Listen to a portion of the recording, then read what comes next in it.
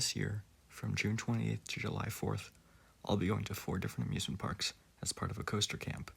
I'll gain upwards of 40 credits.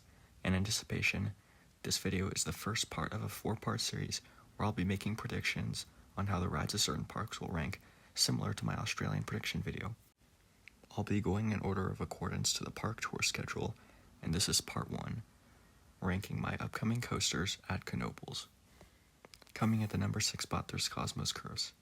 There's nothing special about it really, aside from its age. It's just a kiddie coaster made by Ian F. Myler. I've ridden a few coasters similar to this, and it's of course just meh, really no forces whatsoever, which is, though, to be expected from a kid's coaster. So honestly, I'm just riding it, or hopefully riding it, just for the credit. Next up, coming at the number 5 spot, we have Twister. I've ridden a Twister-style wooden coaster before, and it was alright, but these kinds of rides aren't exactly my favorite types of coasters. I definitely prefer airtime or inversion-based roller coasters, but this ride still looks interesting. The double lift hill seems pretty unique, but the reason why it's so low on my list is because it's pretty much identical to the other Twister wooden coaster I've done. It's the same style of pre-drop, then a drop, the turnaround, then a helix, maybe a couple miscellaneous curves to get back to the station, but nothing too special. It looks fun for what it is, but I doubt I'm going to be blown away by it, which is why it's so low. I have a feeling this is going to be like a one and done kind of ride. Next up at the number 4 spot, we have Black Diamond.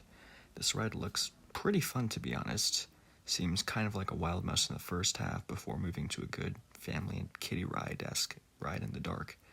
Looks pretty immersive, and it actually looks like it'll be a pretty fun ride for what it is.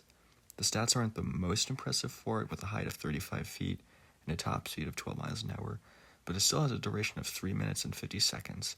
Plus, it's a bit of a mix between a themed dark ride and a roller coaster, and because of this, that's why it ranks above Twister. Alright, coming up next in the number 3 spot, we have Impulse, a zero tower coaster. This will be my first zero coaster, and it'll technically be my first coaster with a vertical drop, as DC Rivals only has a drop angle of 85 degrees, not 90 like I originally thought.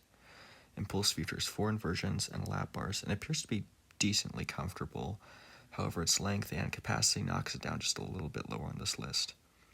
The stats are pretty good, with a top height of 98 feet, a top speed of 55 miles an hour, 4 inversions, and it's definitely not the longest ride, but for the space they had, it appears that they made pretty good use out of it. However, the reason why it ranks lower on the list is because the next 2 just blow this out of the water. At the number 2 spot, I have Flying Turns.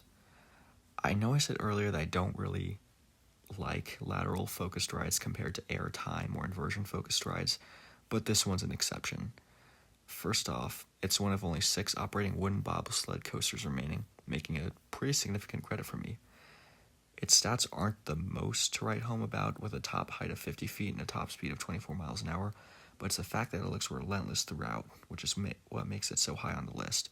You're swinging from side to side unpredictably, and it looks like you'll be feeling like you're falling off the side of the track constantly, or like you're about to. It's tiny, but it genuinely looks a little scary at times, which is why I think I'd have it so high on the list. However, the number 1 is just as impressive. And unsurprisingly, at the number 1 spot, we have Phoenix. This will be the first coaster I've ridden that has received a Golden Ticket Award, and it's been ranked the best wooden coaster for the past 7 consecutive years.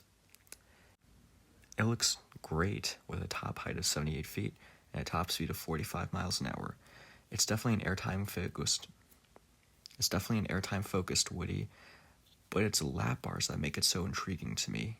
It has buzz bars which sit pretty high above you, and doesn't have seatbelts either. And from what I've seen from reverse POVs and off-ride footage, you get some really intense ejector and floater throughout, more so on the second half of the ride.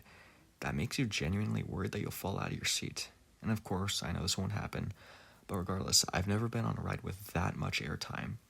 That, coupled with a strong layout, is the reason why I'd have it as my number 1 most anticipated ride for Knoebels. Now, obviously, this list is going to change once I actually fly out this June and actually ride the coasters.